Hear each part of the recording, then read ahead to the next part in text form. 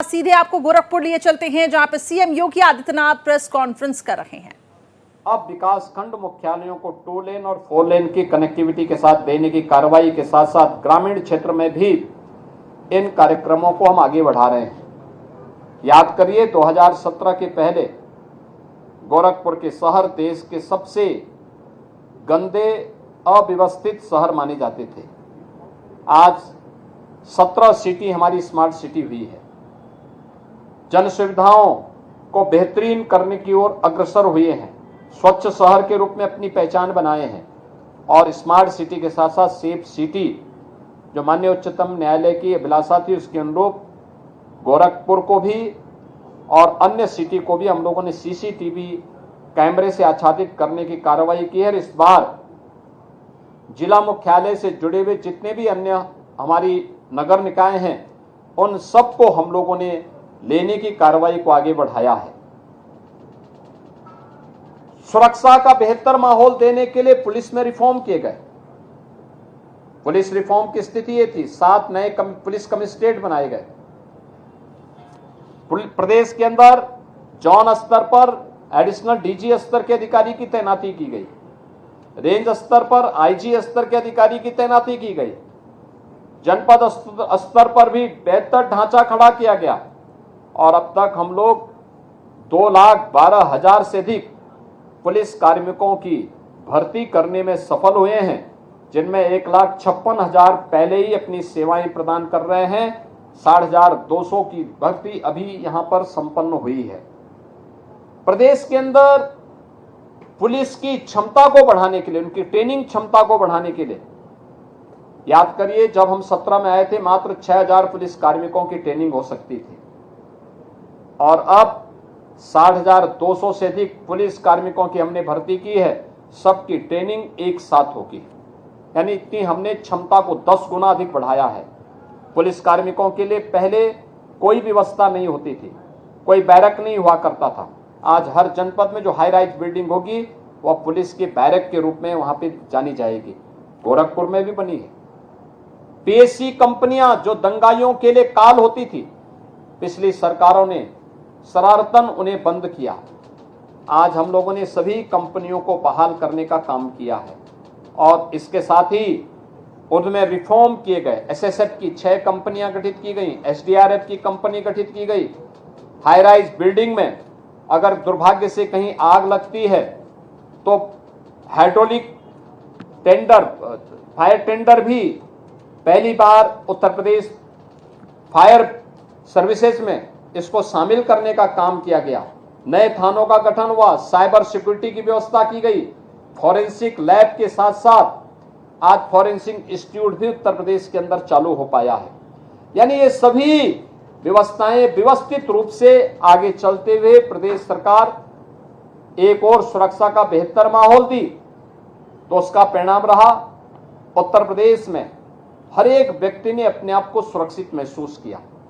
पहले PRB 112 की जो रिस्पांस टाइम था यह 25 मिनट से ज्यादा था। आज मात्र 7 मिनट में PRB 112 की सेवा कहीं भी उपलब्ध हो सकती है।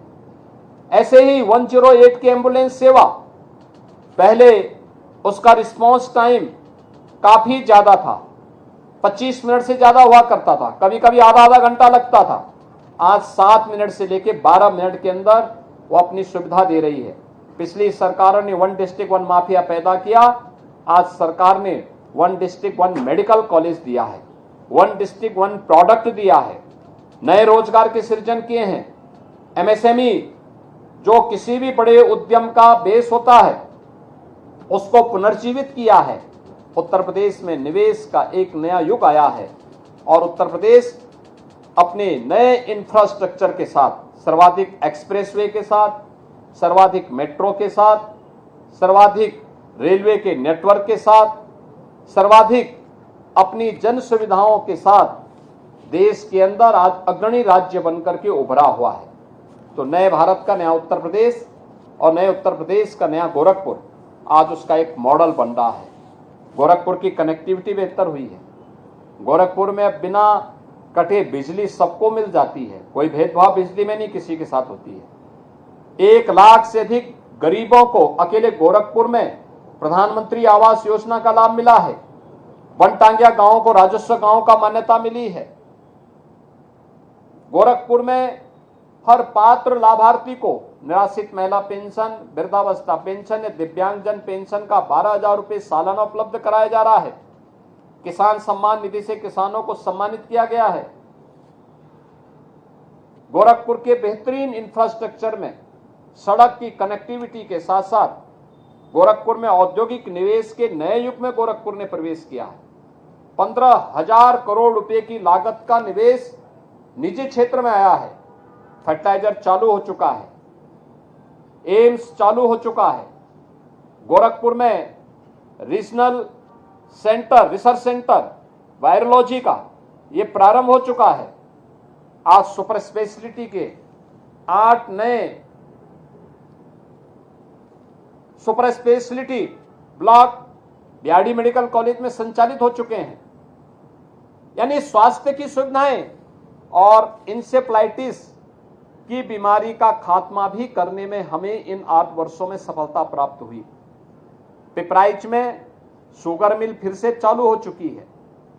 यानी कनेक्टिविटी हो या फिर लोगों को दी जाने वाली सरकार की बुनियादी सुविधाएं, इनको बेहतर करने में सुरक्षा हो या सुविधा, इन सभी को बेहतर तरीके से सरकार ने आगे बढ़ाया है। बड़े बड़े हाईवे बन रहे हैं, फ्लाईओवर बन रहे हैं। गोरखपुर के ड्रेनेज सिस्टम को तेजी के साथ आगे बढ़ाने के लिए हम लोगों ने गोड़दहिया नाले को, जो अवैध रूप से काबिज लोग हो चुके थे, उसको फिर से पुनर्जीवित करते हुए गोरखपुर के जल प्लावन की समस्या का समाधान भी इसके माध्यम से निकाला है। रामगढ़ ताल की परियोजना को पुनर्जीवित किया है। गोरखपुर में आयुष विश्वविद्यालय का निर्माण भी हुआ है। गोरखपुर में एक यहां पे वेटनरी कॉलेज की स्थापना का कार्य चल रहा है। गोरखपुर में आज एनसीसी की एकेडमी के निर्माण का कार्य भी चल रहा है और साथ साथ गोरखपुर में एक फॉरेस्ट्री और हॉर्टिकल्चर यूनिवर्सिटी के निर्माण की कार्रवाई को भी सरकार ने तेजी के साथ आगे बढ़ाने का काम किया है। गोरखपुर में नया रिंग रोड जंगल कौड़िया से कालेसर फर्स्ट फेज में संपन्न हो चुका था। अब जंगल कौड़िया से जगदीशपुर के बीच उसका सेकंड फेज का काम युद्ध स्तर पर चल रहा है। हर घर नल की योजना प्रभावी ढंग से क्रियान्वित हो रही है। गांव हो या शहर, हर एक जगह विकास की सुविधा, हर ग्राम पंचायत में ग्राम सचिवालय के माध्यम से ऑप्टिकल फाइबर या वाईफाई की सुविधा उपलब्ध करवा करके एक और सरकार ने गांव में ही गांव के लोगों को बैंकिंग की सुविधा, आय प्रमाण पत्र, निवास प्रमाण पत्र, जाति प्रमाण पत्र, इन सभी की सुविधा उपलब्ध करवाने की कार्रवाई को आगे बढ़ाया है। तो साथ साथ बैंकिंग की सुविधा भी गांव में ही गांव की किसी बेटी को उपलब्ध हो रहा है। हर ग्राम पंचायत आज के दिन पे 4 से 6 नए रोजगार का सृजन का केंद्र बना है।